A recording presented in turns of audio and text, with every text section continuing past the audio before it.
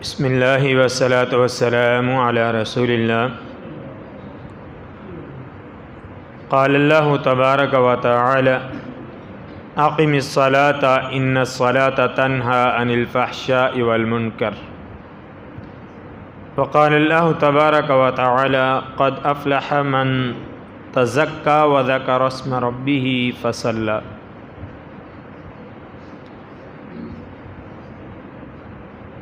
عن ابی ہریرہ رضی اللہ تعالی عنہ قال قال رسول اللہ صلی اللہ علیہ وسلم اول ما يحاسب به العبد يوم القیامة الصلاة فإن صلحت صلح الأعمال كلها وإن فسدت فسد الأعمال كلها او كما قال علیہ الصلاۃ والسلام۔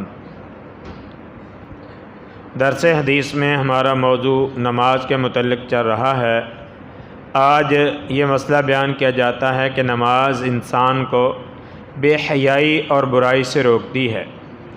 اللہ رب العالمین کا فرمان ہے کہ نماز قائم کرو، کیونکہ نماز فحاشی اور بری باتوں سے منع کرتی روکتی ہے۔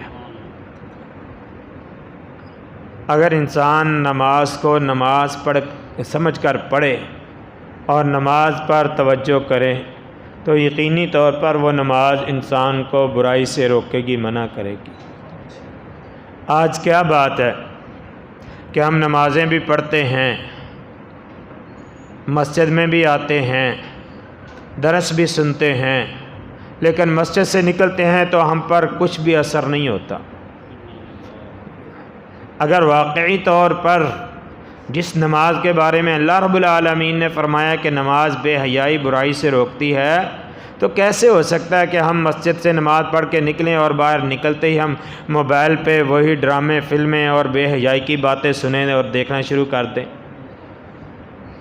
یہ دعوت فکر ہے ہم سب کے لیے کہ اگر ہم واقعی طور پر نماز پڑھتے ہیں اور جو نماز کا مقصد اللہ رب العالمین نے بیان فرمایا، جو نماز کا فائدہ اللہ رب العالمین نے بیان فرمایا، ہمیں وہ فائدہ حاصل ہوتا ہے یا نہیں ہوتا، ہم اپنا جائزہ لیں۔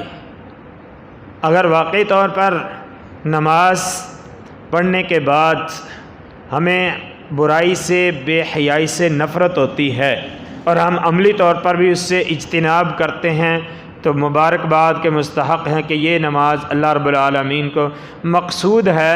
اور ایسے نمازیوں کے بارے میں اللہ پاک نے فرمایا ہے قد افلح من تزکی، کامیاب ہو گیا وہ نمازی کہ جس نے اپنا تزکیہ کر لیا، جس نے اپنے آپ کو گناہوں سے پاک کر لیا۔ وذکر اسم ربہ فصلی، اللہ کا نام ذکر کیا اور نماز پڑھی۔ اور نماز یقینی طور پر کامیابی کی ضمانت ہے اگر نماز کو نماز سمجھ کر پڑھا جائے، عادت کے طور پر، رسم کے طور پر پورا نہ کیا جائے۔ آج ہماری نمازیں خالی رسم رہ گئی ہے۔ ہم اذان سنتے ہیں، مسجد میں آ جاتے ہیں، نماز ٹکریں ماری نکل جاتے ہیں، ہم پہ نماز کا اثر ظاہر نہیں ہوتا۔ اس کی وجہ کیا ہے کہ ہمیں پتہ نہیں ہے کہ ہم نماز میں پڑھتے کیا ہیں، اور جو اصل نماز کا مقصد اللہ پاک نے بیان فرمایا ہم اس سے دور ہیں۔ اور نبی کریم صلی اللہ علیہ وسلم نے فرمایا کل قیامت والے دن سب سے پہلے سوال ہوگا تو نماز کے متعلق ہوگا۔ اگر نماز درست ہوئی تو باقی اعمال بھی درست ہوں گے، اگر نماز درست نہ ہوئی تو باقی اعمال بھی درست نہیں ہوں گے۔ اور ایک حدیث میں فرمایا کہ جو شخص نماز میں کامیاب ہو گیا وہ باقی بھی تمام معاملات میں کامیابی پا جائے گا، اگر نماز میں ناکام ہو گیا تو باقی معاملات میں بھی ناکام ہوگا۔ اللہ پاک سے دعا ہے کہ اللہ تعالی ہمیں صحیح طور پر نماز کو نماز سمجھ کر اور پیارے نبی صلی اللہ علیہ وسلم کے بتائے سکھائے ہوئے طریقے کے مطابق ادا کرنے کی توفیق عطا فرمائے۔ اللہ پاک ہمیں ایسی نماز پڑھنے کی توفیق عطا فرمائے جو واقعی طور پر ہمیں فحاشی، عریانی، بے حیائی سے روکے۔ اللہ ہمیں عمل کی توفیق عطا فرمائے۔ وما علینا الا البلاغ المبین۔